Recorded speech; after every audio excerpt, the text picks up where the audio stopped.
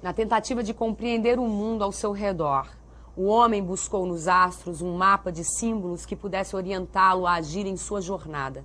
Surgida na antiga Mesopotâmia, a astrologia tem ajudado o homem a orientar as suas ações cotidianas e a inseri-lo num contexto maior que dê significado aos acontecimentos da vida.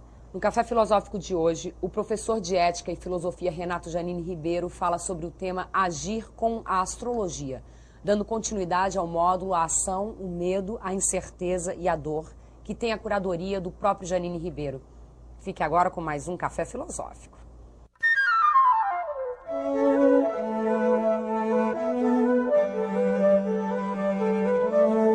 O conjunto deste módulo trata com a questão do agir e de como nós procuramos agir no mundo de incertezas e ao mesmo tempo de oportunidades, um mundo de maiores dificuldades e também talvez de maiores possibilidades de resultado.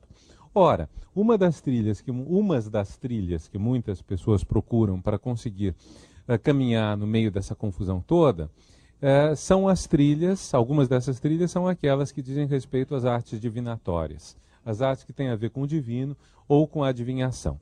Os búzios são realmente um jogo de adivinhação. Nós temos outras formas também de consultar o sagrado, várias em torno de cartas, várias em torno de conchas, ou em torno de outros artefatos da vida cotidiana que em algumas sociedades foram segregados do secular, divinizados e passaram assim a ser, para colocar a coisa de uma forma muito prosaica, como pequenos terminais de acesso a um mega computador que daria conta do mundo todo, que seria Deus, seria o divino, seria a previsão do futuro, seria a ciência do passado, etc. A astrologia destoa um tanto deste quadro, porque embora ela pretenda também nos traçar um certo futuro, um certo caminho, dar uma linha certa, ela afirma não ter parte com o divino. A astrologia pretende ser uma ciência, tanto que é logia, do logos, saber, ciência. E tanto que quando na modernidade se rompeu com a astrologia, ou se parou de pensar nos astros como aqueles que nos dizem o futuro, nos dizem a verdade, para se pensar nos astros de uma maneira mecânica, de uma maneira laica, de uma maneira não mais com parte com adivinhações ou com alguma forma de sagrado, se criou uma nova palavra que é a astronomia. Vocês notam que é uma das poucas ciências que tem a terminação nomia, ou de nomos, lei, e não logia, que é a ciência. Nós temos geologia, nós temos inúmeras ciências que de alguma forma estão ligadas ao logos, e a única ciência que está ligada ao nomos, a lei, a astronomia, justamente para se diferenciar da astrologia. Então a astrologia pretende ser uma ciência. Aí já está uma afirmação complicada, porque os astrólogos realmente afirmam que é uma ciência. Eu estudei esse assunto por um interesse intelectual ligado a Maquiavel, de quem já falei algumas vezes, que eu falarei muito rapidamente, desta vez para explicar onde isso tem a ver com a astrologia, mas de qualquer forma, quando eu fui estudar, me interessou muito a questão da história da astrologia. E isso é quase impossível de ser encontrado. Procurei textos, trabalhei na Biblioteca Britânica a respeito. 10 anos atrás havia cerca de 4 ou 5 livros ao todo que de alguma forma tinham algo a ver com a história da astrologia. Nos últimos anos cresceu esse número. Mas vocês imaginem o que significa 10 anos atrás nós dispormos no mundo todo de menos de meia dúzia de livros com história da astrologia. E por que a astrologia ficava na espécie de buraco negro, para fazer um mau trocadilho com os astros, do conhecimento científico? É porque uma parte dos interessados, uma parte substancial dos possíveis interessados diz: a astrologia é uma superstição, nós não vamos estudar a história disso, nós vamos desmontar essa superstição. Outra parte diz: a astrologia é a revelação da verdade. A revelação da verdade não nos interessa em que etapa se deu essa revelação da verdade. Interessa que é a revelação, e ponto. Então os partidários da astrologia não se interessavam de forma alguma em fazer uma história dela, porque a história era a progressiva revelação da verdade. É como se fosse um novíssimo testamento em que você teria sucessivos profetas, mas você não questionaria nada. E outra parte dos críticos, ou detratores, se quiserem, dizia: para que fazer história do erro? Mais recentemente, é interessante que na história da ciência tenha havido um interesse cada vez maior em fazer história do erro. Eu vou dar um exemplo. O autor que eu mais estudei em filosofia foi Thomas Hobbes. Quando eu comecei a trabalhar Thomas Hobbes, não havia quase trabalho sobre ele, pelo menos não havia trabalhos bons. Depois houve um número de trabalhos melhores. Mas Thomas Hobbes, que escreveu em meados do século XVII, tinha, além da sua filosofia política, um forte interesse científico. E uma das teses dele muito fortes é a da quadratura do círculo. Então as pessoas zombavam, como um círculo pode ser quadrado? Até que mais recentemente os estudos mais sérios viram o que significa quadratura do círculo. Quadratura do círculo é a mesma questão da comensurabilidade do lado do quadrado pela sua diagonal. Em outras, vocês sabem que o quadrado e a diagonal do quadrado, o lado do quadrado e a diagonal do quadrado são incomensuráveis. Isto é, se um deles for um número racional, tipo 1, o outro é um número que você vai contando e nunca chega ao fim. Vai dividindo e nunca chega ao fim. No fundo é a mesma questão do π. Π é um número irracional. É um número, você divide 3,14, 15 e nunca vai chegar ao fim. Então, a questão de Hobbes é comensurável. Quer dizer, deveria em algum momento a conta chegar ao fim. Por quê? Porque tudo é criação do espírito humano. Porque tudo sendo criação do espírito humano, ele não pode ser contraditório dentro de si. É um pouco mais complicado do que isso, mas durante muito tempo os comentadores de Hobbes zombavam disso, diziam, vejam que físico mais maluco, que físico mais imprestável, que acreditava nessas bobagens, tipo que π é um número racional. Nós notamos que tem um sentido nisso, há uma discussão séria. Então, da mesma forma, por isso mesmo é importante a gente fazer uma história do erro. É uma história de ver aquilo que falhou na ciência, aqueles projetos sociais, políticos, culturais que deram errado. Isso às vezes é mais divertido e mais interessante do que ver o que deu certo. Porque a gente vê a história dos possíveis que não ocorreram. E que às vezes são retomados 100, 200, 2 anos depois, sei lá. Mas às vezes são retomados. Bom, no tocante à astrologia, então, havia um vazio muito grande de história da astrologia que só recentemente tem sido coberto. E com isso nós podemos fazer algumas referências, vou fazer algumas alusões a isso. A astrologia, vocês sabem, vem desde os antigos, desde os povos da Mesopotâmia. Há várias astrologias, aliás, há uma tradição na qual o Ocidente vai se inspirar, que vem da Mesopotâmia, ou seja, daqueles que, na história tradicional da humanidade, são o começo da história, mas há a astrologia tibetana, há astrologias orientais que são pouco comunicantes com essas, há várias astrologias, então. Mas, de modo geral, podemos dizer, há uma astrologia, entre aspas, ocidental, que vem do Oriente Médio, que se estende por muito tempo e que vai se enriquecendo gradativamente com novos aportes. Então, vamos tentar pontuar alguns desses aportes, algumas dessas questões. A medicina grega se baseia em pares de opostos. São 2 pares de opostos. Um deles é o par de oposto entre seco e úmido, e o outro é entre quente e frio. Se nós combinamos esses 2 opostos, nós temos 4 elementos. Então, por exemplo, frio e úmido é a água. Seco e quente é o fogo. Ar e terra. Quer dizer, nós temos então os 4 elementos conforme as diferentes combinações disso. Nós podemos, em função dessas 4 combinações que correspondem aos 4 elementos, nós podemos desenvolver toda uma explicação do mundo que rebate na medicina. Então nós temos, por exemplo, as 4 estações do ano, os 4 tempos do dia e as 4 eras da vida, por assim dizer. Então, podemos dizer que o fogo está mais próximo do verão, que há uma sequência na vida que corresponde à sequência nas estações do ano. Então, a primavera corresponde ao início da vida, o verão corresponde ao apogeu da vida, o outono corresponde ao declínio e ao inverno ao final da vida. E a isso nós podemos fazer corresponder os 4 humores.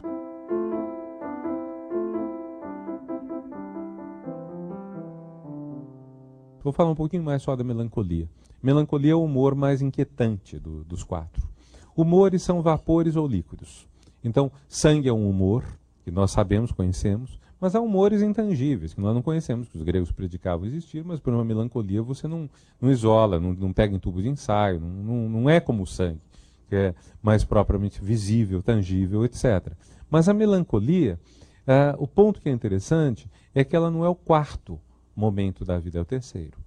Quer dizer, a melancolia aflige os seres humanos não no final da vida, mas no momento em que a pessoa passa do meio-dia ao entardecer. A estação do ano mais triste é o outono. O momento da vida, do dia mais entristecedor é o entardecer, porque é o momento em que a morte se assinala. Agora, no momento que já estamos no frio, no inverno, na noite ou na velhice, estamos conformados, resignados a isso, aceitamos isto. O momento que nos debatemos, que é um momento realmente de muita tristeza, é esse terceiro momento.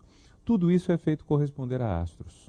Quer dizer, é um engate, então, dessa medicina com os astros. E esta medicina, vocês veem pelos pares com que ela lida, ela permite um sem número de receitas médicas. Imaginemos um melancólico. O melancólico é aquele que está ligado à terra. Ele está estreitamente ligado à terra. Então nós podemos imaginar algumas receitas simples para lidar com a melancolia. Pelo simples, vamos dizer, não estou entrando em nenhuma profundeza, mas quer dizer, como se equilibra o frio e seco? Com o quente e úmido.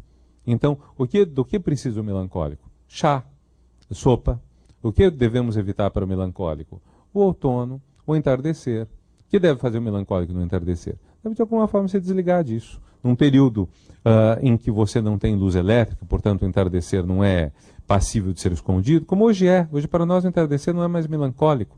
Mas no momento em que não havia o socorro da luz elétrica, você podia, por exemplo, adormecer, dormir um pouco antes do entardecer e acordar já na noite. São formas de lidar com isso que tem a ver com esses pares de opostos, com esse sistema. Onde entra o astro nisso?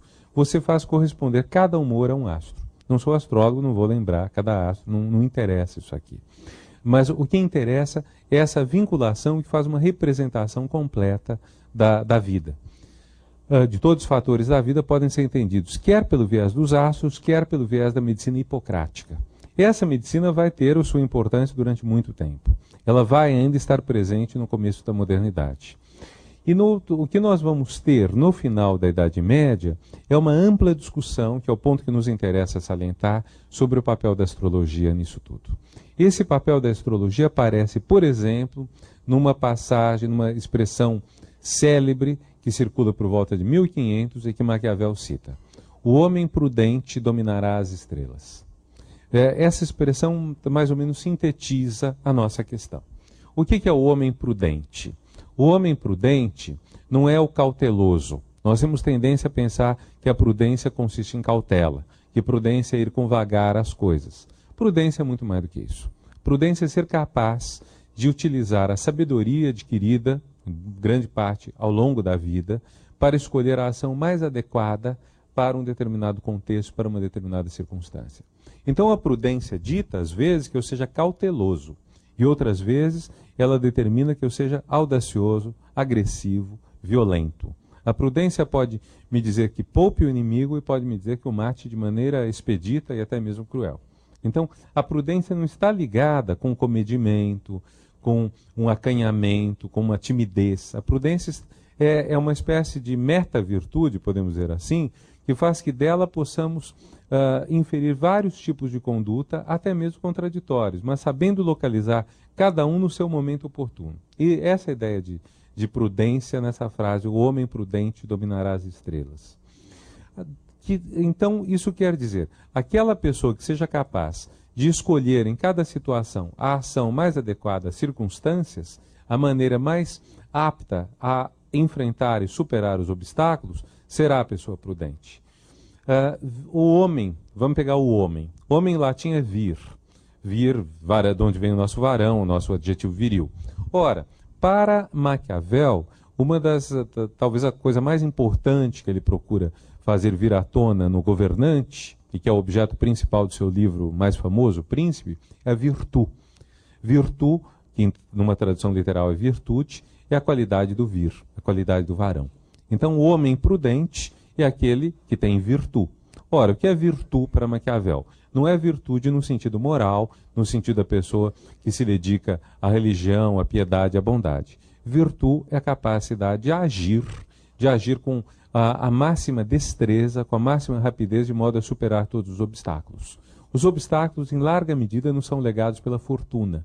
Fortuna é uma deusa antiga, uma deusa romana, que a deusa que, por um lado, prodiga todas as vantagens da vida. Ela é simbolizada com um chifre do qual saem flores, frutos e joias, a cornucópia.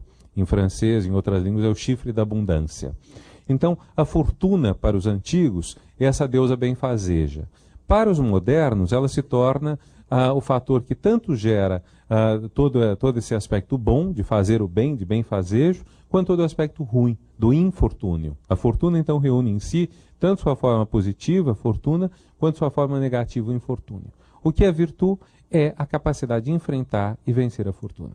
Agora, nós nunca vencemos totalmente. Numa passagem célebre, Maquiavel diz, dominamos, digamos que metade das coisas que nos ocorrem na vida são ditadas pela fortuna e metade pela virtude. Não ignoro que muitos têm tido e têm a opinião de que as coisas do mundo sejam governadas pela fortuna e por Deus.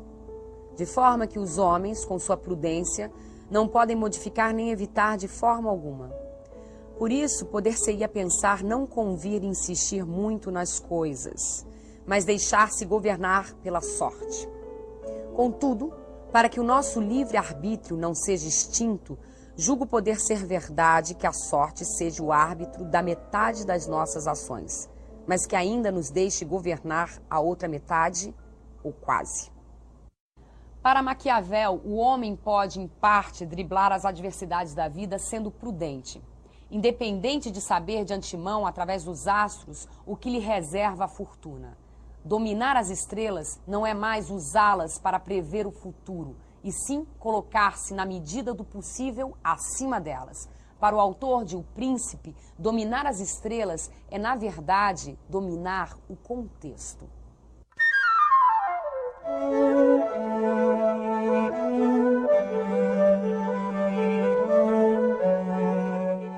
Dominar as estrelas exige uma explicação que nos faz voltar aos 4 humores, ou, se vocês quiserem, aos 4 tipos de seres humanos ligados cada um a um humor. Vamos supor que eu seja mais melancólico. Se eu sou melancólico, isso quer dizer que eu tenho em excesso a bilis negra, a melancolia, o frio e seco. Eu tenho que equilibrar isso. Mas é uma tese forte dos médicos do fim da Idade Média, é uma tese até surpreendente, tratando-se de médicos cristãos e que, portanto, sabem muito bem que os seres humanos são mortais. Alguns deles afirmam que, se nós conseguíssemos o perfeito equilíbrio dos 4 humores, não morreríamos. O que é a doença? A doença é o desequilíbrio dos humores. É você ser mais melancólica ou melancólico, mais sanguíneo ou menos sanguíneo, etc. Então, conforme o humor que prevaleça, você tem um tipo de doença e você deve recompor. Não adianta dizer, bom, então vamos investir pesado no sanguíneo, vamos aumentar o sangue, ou vamos então, dado que a melancolia é uma coisa tão assustadora, fazer o contrário disso. Vai dar outras doenças. Então, a maneira de uma pessoa ser saudável é ter o equilíbrio perfeito dos 4 humores, dos 4 elementos dentro dela. Dessa maneira, a pessoa vence a doença, o que nos parece muito sensato, mas vence também a morte, porque doença e morte, no fundo, são da mesma natureza. A doença é a morte que se esgueira dentro de nós, e a morte já está sendo prefigurada a cada doença que sintamos. Então, se nós vencermos as doenças, nós temos uma vida longa. Vocês pensem no que é hoje a medicina, né? Que em vez de ser uma medicina que procura apenas zerar as doenças, está procurando melhorar nossa qualidade de vida, prolongar nossa vida, enfrentar e atrasar o envelhecimento e tudo mais. Quer dizer, hoje não é absurdo você pensar que temos que começar a direcionar nossa ação não só para os jovens, que são um dos grandes xodós da nossa cultura, da nossa sociedade, da nossa mídia, mas para as pessoas que cheguem a 100 anos de idade. As pessoas que estão hoje jovens, elas estão com a forte possibilidade de chegar em 100 anos de vida. Então, isso é vamos dizer, num certo sentido, é o prolongamento de um desiderato do tempo que a média de idade era 20 e poucos anos. 20 e poucos anos que as pessoas viviam em média e sonhavam com a imortalidade que seria fornecida pelo bom equilíbrio dos humores, dos elementos, etc. Ora, esse bom equilíbrio dos elementos, dado que os elementos estão associados com os astros, equivale a dominar os astros. A astrologia nos permite perceber o que nos ameaça. Então, ela permite, de alguma forma, notar que alguma coisa está se tornando perigosa para nós e enfrentá-la. A astrologia medieval, eu até me atreveria a dizer mais, a astrologia pré-século XX está muito ligada à previsão do que é fausto ou nefasto na nossa vida. Aquilo que é positivo nos augura sucesso e aquilo que é negativo nos faz prever a desgraça. Por isso é uma astrologia de previsões. A astrologia hoje tem outra visada, a gente chegará a isso depois. Mas de qualquer forma, a astrologia medieval e mesmo do começo da modernidade tem essa proposta de procurar encontrar o futuro. Ora, se nós temos essa possibilidade, nós poderíamos então controlar a fortuna. Nós poderíamos reduzir ao mínimo a fortuna. Se eu sei desenhar o mapa natal de alguém, se eu sei interpretá-lo corretamente, esta pessoa poderá ser alertada para evitar todas as ações perigosas. E aí nós entramos no domínio do lendário. Há uma lenda segundo a qual um rei de Nápoles, Roberto o astrólogo, que pelo cognome, aliás, a gente já imagina qual era o seu grande feito, a sua principal dedicação, né? Ele não era chamado de Obon. Obon é um nome medieval para dizer o valente, o corajoso. Não era o temerário, não era o audaz, ele era o astrólogo. O rei astrólogo, então, manda uma carta por volta de 1340 e pouco a seu primo, o rei da França, e diz a este que evite, a todo custo, entrar em qualquer conflito com o rei da Inglaterra, Eduardo III, que está invadindo a França com vista a conquistá-la e começando a guerra que depois vai durar ao todo uns 100 anos. E o rei de Nápoles diz, não jamais entre em combate com o nosso primo da Inglaterra, porque ele nasceu sob auspícios tão favoráveis que todos os empreendimentos em que ele se meter lhe sorrirão. Ou seja, ele não perderá em nada. Então sugere ele ao primo da França que negocie, negaceie, faça todo o possível, mas não entre em batalha. Como todos os bons conselhos, é óbvio que esse não é seguido, por isso que provavelmente o conselho é uma lenda, deve ter sido dado depois, e o rei é esmagado na Batalha de Crécy, a primeira batalha importante da história ocidental na qual se usaram canhões, salvo erro meu, e de qualquer forma os ingleses vencem. Mas isso nos deixa uma interessante questão. Quer dizer, se nós temos astrólogos capazes, esses astrólogos podem prever o futuro e, portanto, reduzir ao mínimo os riscos do infortúnio. Porque ninguém está preocupado com a fortuna em sentido exato, ou seja, com a cornucópia, com toda a abundância. O que nos preocupa é o reverso, é o infortúnio, é a má fortuna, é a má sorte, é o estrago. Então, se nós formos capazes de prever quando isso vai se dar, nós teremos todas as condições, talvez, de evitar isso. Então, daí a importância da astrologia, daí, evidentemente, para o leigo, a indiferença entre a astrologia e qualquer outra forma de adivinhação. Para mim, como usuário, como consulente, no limite, tanto faz astrologia, tarô ou outra adivinhação, porque em todas o que eu estou procurando é o sucesso, é a saída, é o resultado, é o que vai acontecer depois. Mas, de qualquer forma, para o astrólogo, isso decorre de uma leitura de mapas de astros e de uma série de explicações que aí tecem. Mas o que me interessa, por enquanto, não é tanto esse aspecto, é sobretudo a questão de como vai se dar a vitória sobre os condicionantes, a vitória sobre o indeterminado, a vitória sobre o imprevisível. E isto vai ocorrer se nós formos capazes de dominar o bom conhecimento das estrelas. O que Maquiavel está sugerindo é uma via diferente para isso. Não é mais a via do astrólogo, não é mais contrate um astrólogo e seja feliz. É a via do vamos fazer uma ação que seja prudente, uma ação que seja virtude e dominaremos as estrelas. Mas isso é tão improvável, ele próprio concede, quanto você dominar todas as circunstâncias na vida. Você não sabe o que vai acontecer. Então você também não consegue nunca ser tão prudente. Uma das formas mais interessantes de ler O Príncipe é vendo esse constante baile, que é no livro, esse constante movimento pendular entre vamos controlar todas as circunstâncias e não conseguimos. Por mais que tentemos, não conseguimos. O grande exemplo é César Borgia. Faz tudo para controlar o momento fatal para ele, que é quando seu pai, o Papa Alexandre VI, morrer. Ele sabe que nesse momento ele perde o poder. Ele faz tudo para controlar isso. Só não conseguiu prever, diz Maquiavel, que ele próprio estivesse às portas da morte quando seu pai morresse. Então, em função disso, deu tudo errado, mas ele fez tudo o que podia. E aí para Maquiavel e disse, porém, talvez não tenha feito tudo o que podia. não sendo capaz de escolher o sucessor do seu pai, ele podia pelo menos impedir que fosse escolhido quem ele não queria. E isso ele não fez. E deixou que subisse ao trono papal um desafeto seu. Então, quer dizer, mesmo nesse momento em que ele diz é possível fazer tudo pela virtude e ainda assim sucumbir à fortuna, ele diz, não, mas ele faltou um pouco mais, ele podia ter feito mais. E fica então sempre em aberto. Se a gente pode chegar a 100% de controle das coisas, das nossas ações e de seus resultados pela virtude ou não. E essa questão é análoga à da astrologia, embora a via que Maquiavel pretende trilhar seja diferente. A via de Maquiavel é uma via leiga, de alguém que não acredita que seja possível medir pelas estrelas o nosso futuro. A via dos astrólogos é a via daqueles que, olhando os astros, acreditam ser capazes de prever isto. Mas, voltando um pouco ao nosso itinerário, e uma vez colocada essa questão, vamos dizer, esse grande anseio, essa grande meta da astrologia, convém lembrar que nesse período ainda a astrologia é uma ciência. Não há diferença entre você conhecer as estrelas e ver o impacto delas sobre o ser humano. Kepler, por exemplo, o grande astrônomo Kepler, 100 e tantos anos depois de Maquiavel, quase 200, Kepler é ao mesmo tempo astrônomo e astrólogo. Então, nós temos as duas coisas próximas. Mas, de qualquer forma, no século XVII, isto já está se separando.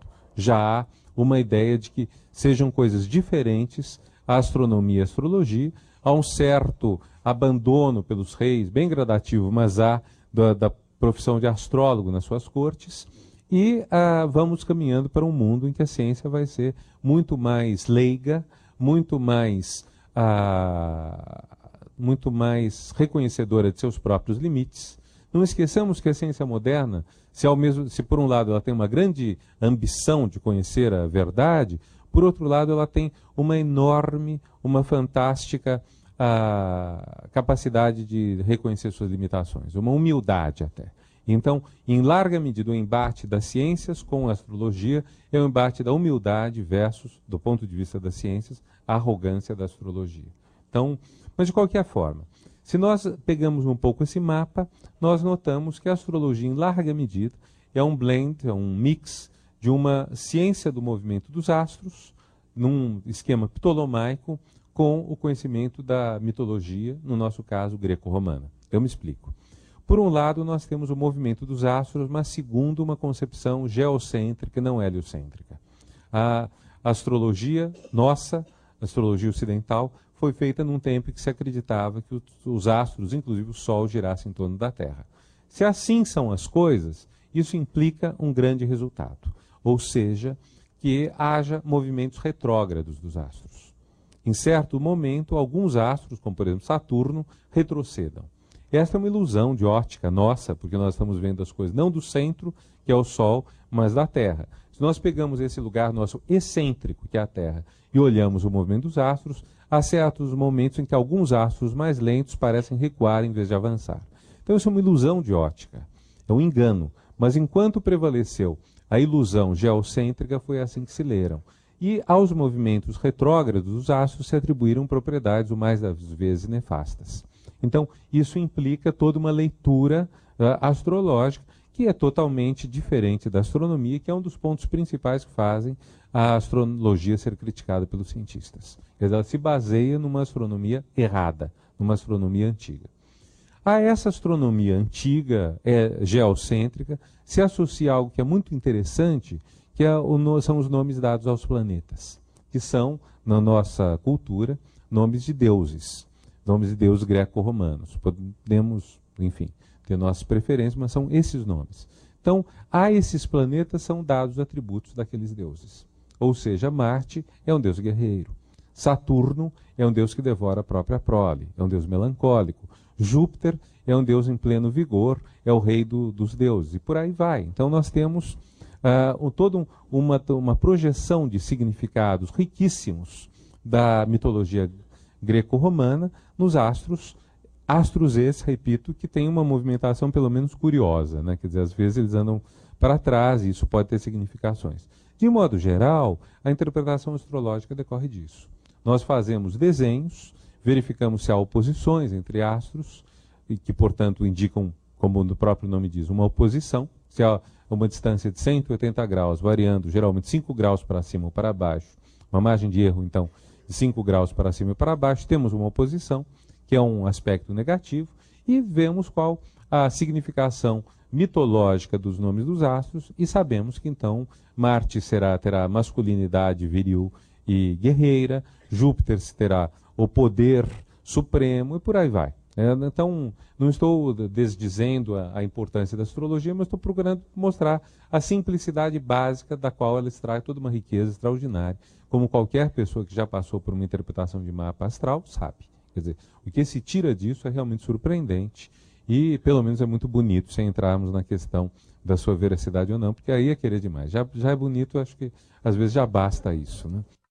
A astrologia mudou no século XX. Para muitos, através da influência de Carl Gustav Jung, a astrologia deixa de ser uma disciplina de previsões e passa a se concentrar na atribuição de sentido às ações humanas.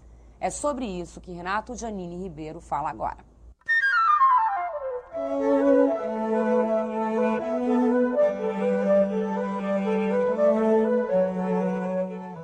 Nós temos até o século XX uma astrologia que é basicamente voltada à previsão do futuro, do que é falso, do que é nefasto. Ela proporciona, então, um aconselhamento vinculado muito diretamente à ação que a pessoa vai praticar ou que ela vai sofrer. A partir de um certo momento, essa astrologia vai sofrer uma grande mudança. É o momento que a astrologia se torna junguiana.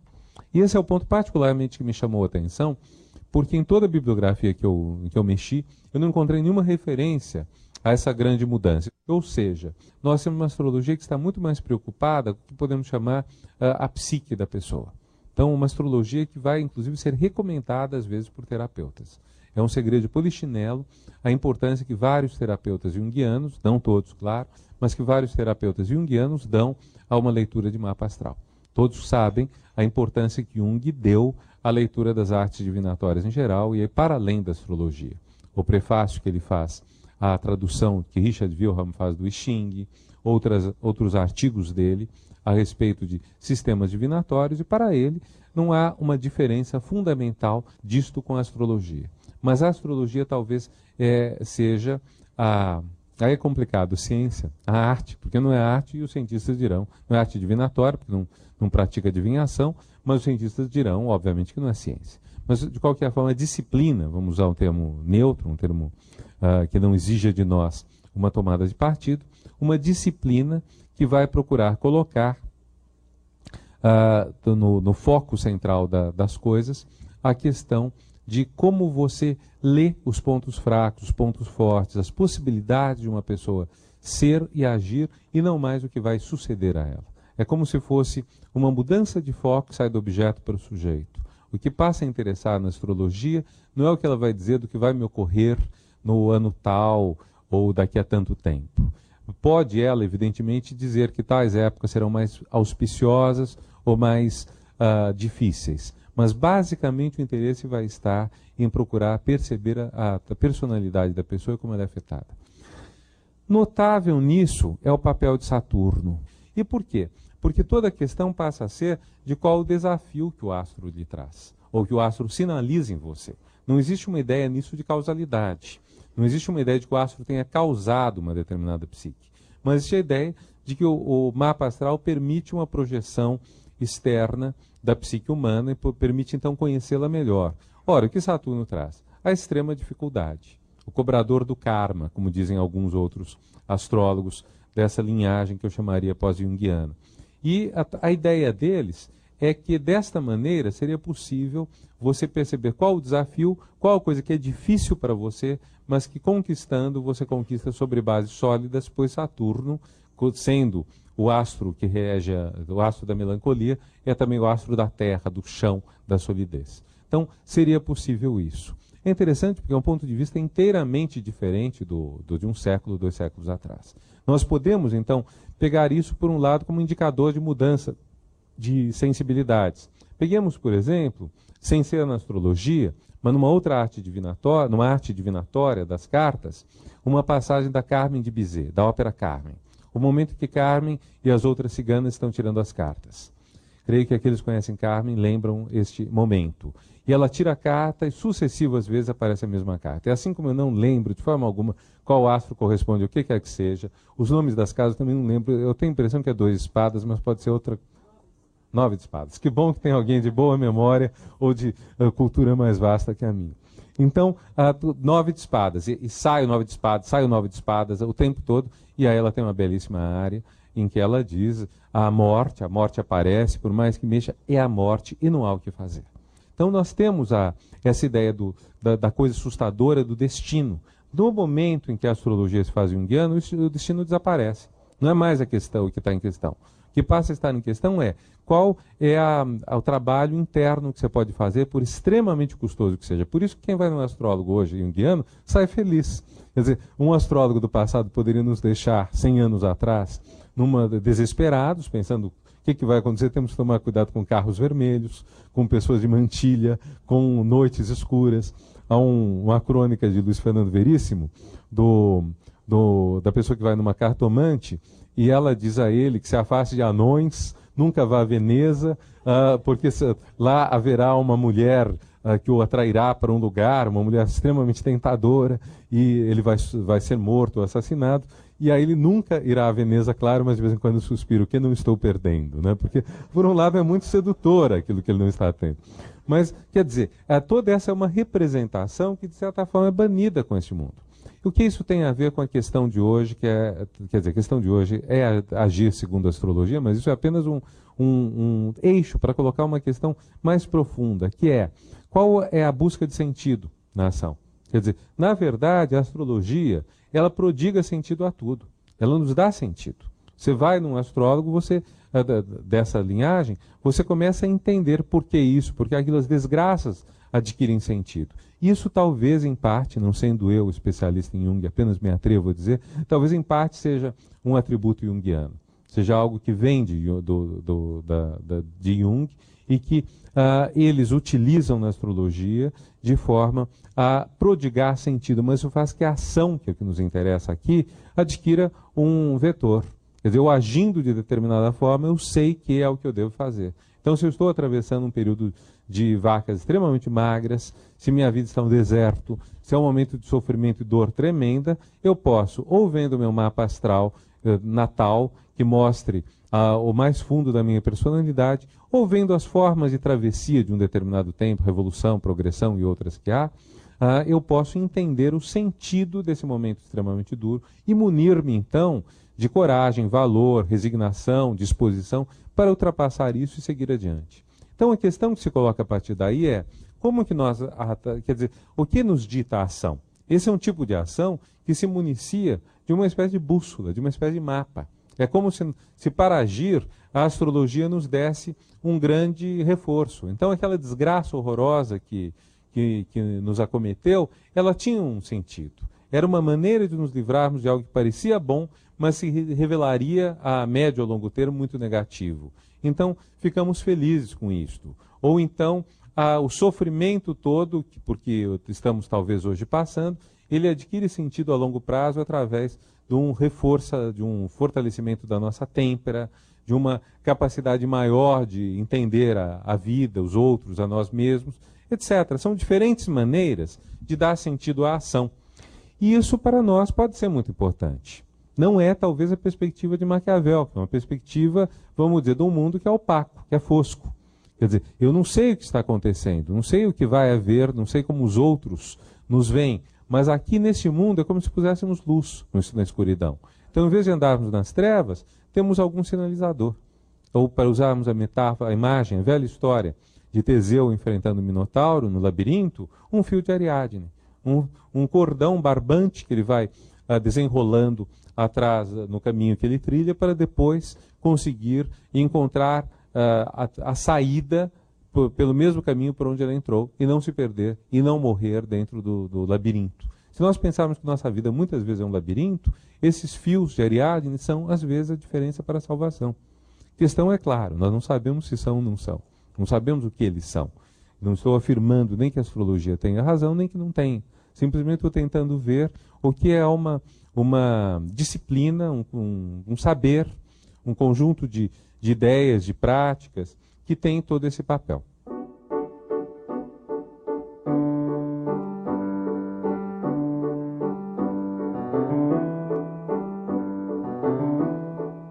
depois de mostrar a evolução da astrologia, que deixou de ser uma arte divinatória para se tornar uma disciplina psicológica, Renato Janine Ribeiro conversa agora com a plateia.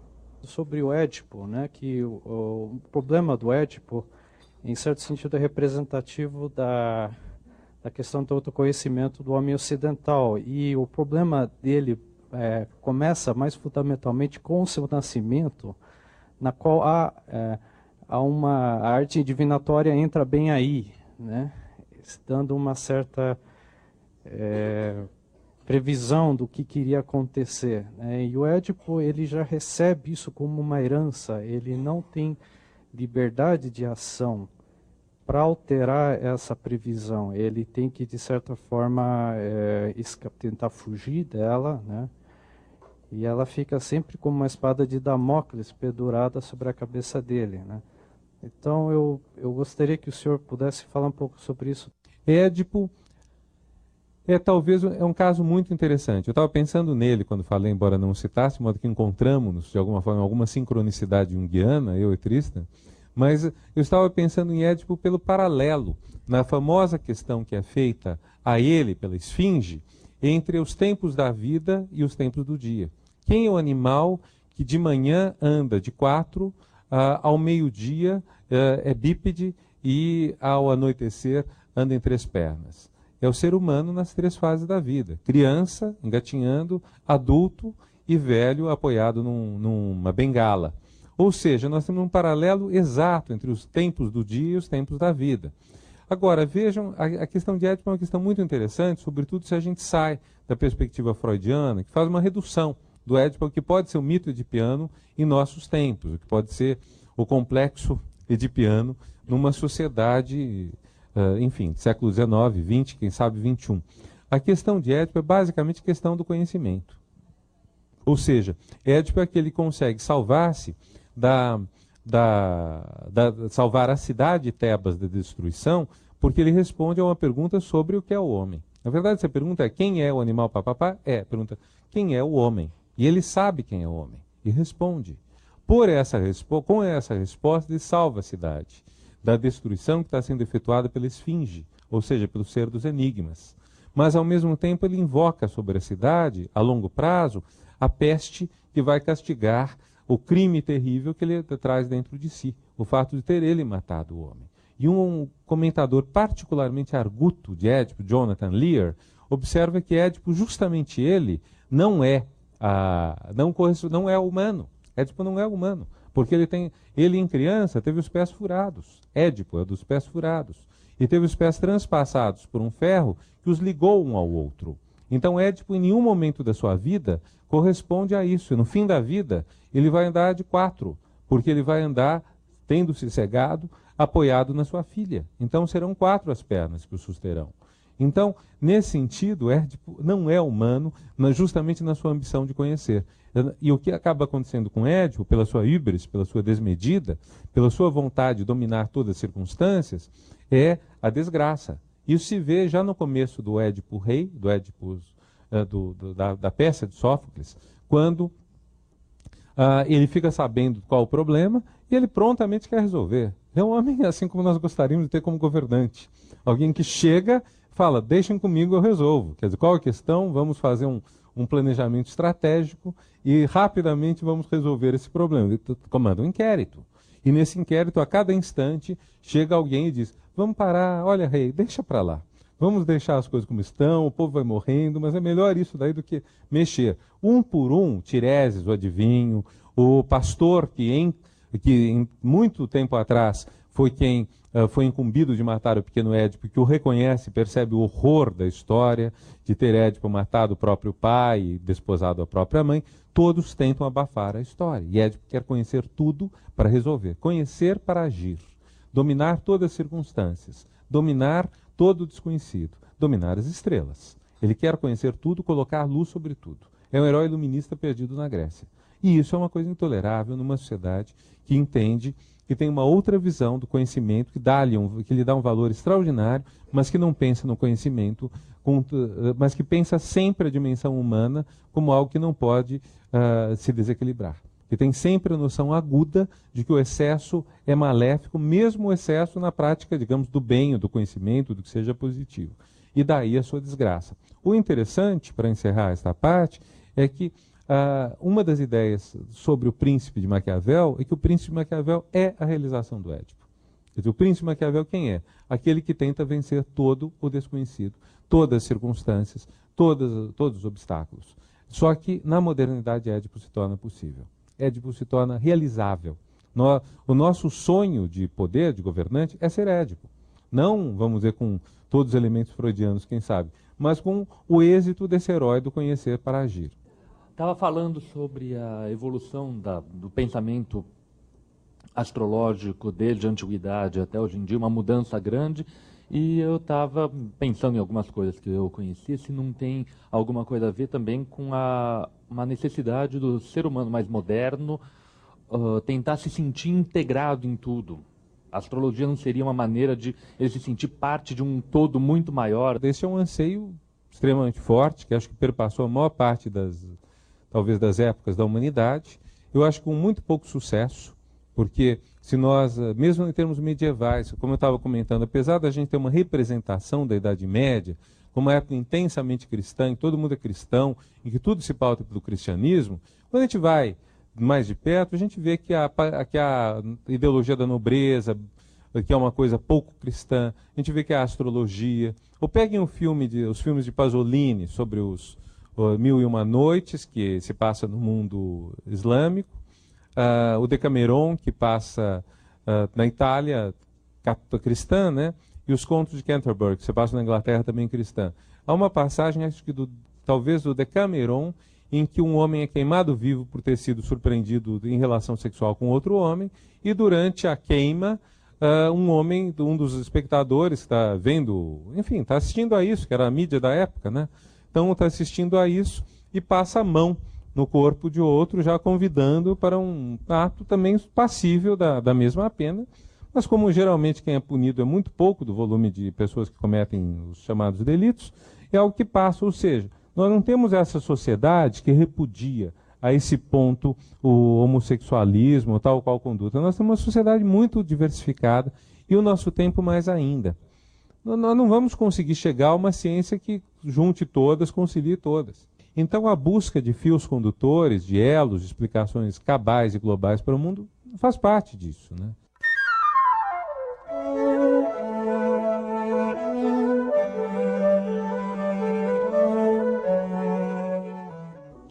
Este foi mais um Café Filosófico do módulo Ação, o Medo, a Incerteza e a Dor.